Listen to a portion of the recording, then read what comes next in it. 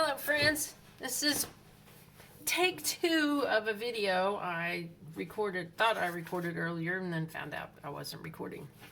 How terrible. But anyway, this is Kathy Peck, independent Stampin' Up! Demonstrator from Wichita Falls, Texas. Today for my Simple Sunday edition, this is a very simple 1-layer card using half a sheet of thick Whisper White cardstock, four ink pads, and the Cup of Christmas stamp set, which is still available until the 2nd of January. And it comes with a die set. If that should interest you, it's still bundled together. Once the 2nd of January comes around, those bundles are gone. Remember, you save with bundles. Alright, so here we go. This card I wanted to share today because it uses the technique of masking. Masking is when you stamp up something and then cover it up so you can stamp again, like I did here. I stamped the center poinsettia and then I covered it with a mask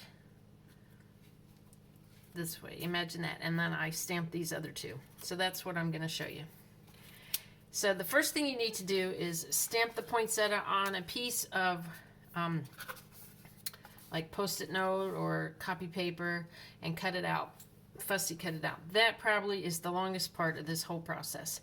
Also, what I did on the back is I took just a little bit of Tombow Mono liquid glue and rubbed it on there and let it dry so it becomes repositionable. It's like the adhesive on Post-it note. So here we go. I used colors from the Regals selection, and I have them, let's see here in order. Excuse the noise. We're going to start with Poppy Parade for the poinsettia. Alright, and let me get that ready to just switch a few things here. Off camera, I have my stamping cleaner. Today I am shooting this in a box. Yes, a very large photo box that my husband has for his product photos, because my area that I usually make my videos in is occupied by my Christmas tree. So this is where we are, and this is working out pretty good. My Archon stand fits in here because this is probably 2.5 feet by 2.5 feet. So I have my Archon stand, my phone. It has a built-in light. I think the lighting is pretty good. So you guys will have to let me know what you think. So here we go. I stamped the first one. I am stamping on my Stampin' Pierce mat because I'm on a hard surface. I'm using the photopolymer. It needs something a little giving underneath of it when you stamp it. I like to hold it there for a few seconds to make sure I get a good transfer of color. Yes, I'm happy with that. Then I'm going to take one of these little poinsettias that I cut out so lovingly and figure out which way it goes. I think it goes, yes, I think that's, nope, that's not it. Oops, this way. Goes, nope, that one's, I'm having trouble with this. I didn't have trouble earlier. Aha, it's this one. Nope, it's not. Must be this. Oh, is it this one? Let me try this. This one I've used a lot, and I know I cut all 3 of them out exactly the same, but looky there. This one just wants to be in the middle all the time. Here we go. Let me readjust that. That's the fun part of masking. It's getting it just right. Alright, so you just lay that down so it covers up your original one so you can stamp again, and it'll make it look like there's layers of flowers or whatever object you're stamping. Now, I want the one in the middle to stand out, so I'm going to leave it that solid Poppy Parade, but this one I'm going to stamp off once. Stamp on here. Hold it for a few seconds to make sure I get a good transfer of color.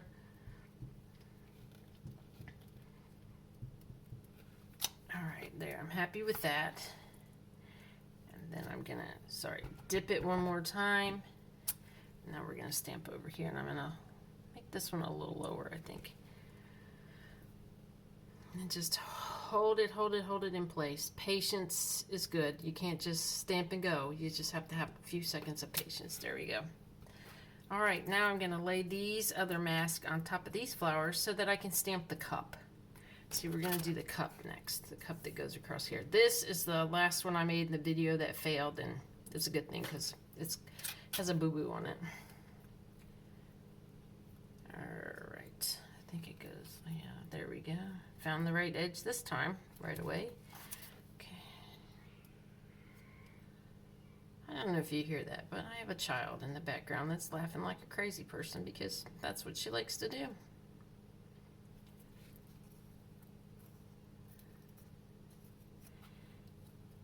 Nope. Okay, this one's gonna give me fits today. I think that's, here we go, we found it. Nope, that's not it either. Oh my goodness.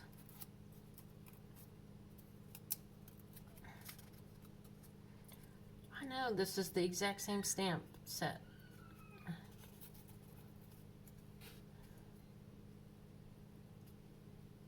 Oh, this is gonna take me a minute. No, here. No, that point's not going. It has to be. Here we go. There. Just took me a few seconds to find it. There we go. All right, now we're gonna do the cup. Apologize for my little delay there, obviously. I've used those a few too many times. All right, the cup. Let me give you a few pointers about this particular cup. See, it has an open center. It has a big open part. So if you pull it straight out of the box and then slap it on the board or the block, sometimes it may not lay correctly. So I like to just lay it down and let it relax and then pick it up with my Stampin' Block. These photopolymers stick nicely to the Stampin' Block with no problem. All right, cup is Pacific Point. Ink it up, and then what I'm gonna do is I want it to look as if the poinsettias are coming out of the cup. So I'm going to stamp up onto the poinsettias, which is okay because they're masked, nothing's gonna get damaged. And then hold it for a few seconds to make sure we have a good transfer of color. Pop it up. Use my little tool here. Grab those up there. Look at that. Oh, that came out really good. I'm really happy with that. Yes, yes indeed. All right, now for the sentiment. Sentiment is going to be done in Granny Apple Green. And it's Cup, Comfort and Joy. Oh, I have to be careful. There's Velcro sides here on this photo box, and sometimes my jacket gets stuck on there. So let's see here. I want it to come down just a little bit.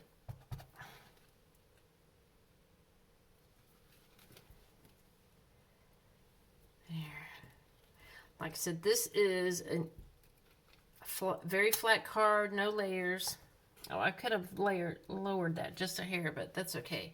And I'm going to add just a little accent underneath with Mango Melody. Just, I felt like something needed to fill in the bottom of the cup. Okay, now to give the poinsettias a little exciting look, you can use the Stampin' Right marker in Mango Melody and color the little, where the little centers of the poinsettia are, or you can take a blender pen, which is what I did, and pick, oops, not Granny Apple Green, pick up some Mango Melody, because if you have a blender pen, then you don't necessarily need to have all the Stampin' Right markers unless you want to have them like I do. And you can go in there, and it really picks up a lot of ink.